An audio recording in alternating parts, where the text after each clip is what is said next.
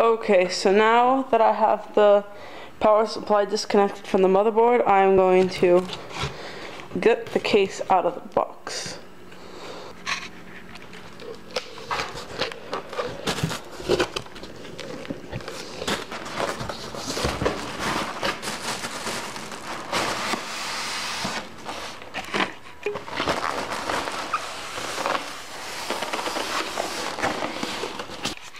So what we have here is the Thermaltake V3 case. Nice mesh front with 4 5.25 inch bays and then 3.5 inch bay right there.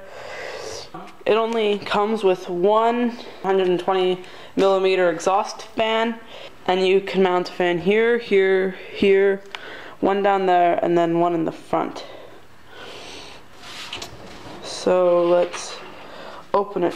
The case didn't come with thumb screws. That irritates me a little bit.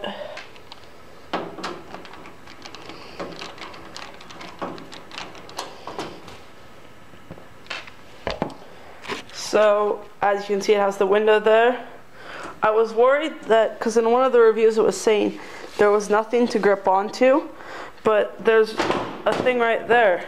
That right there, to hold on to.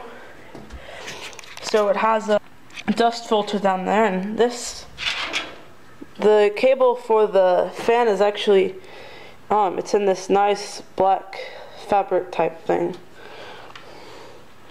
The front I/O connectors, a bag of screws. I don't think I'll need to use any of my own screws.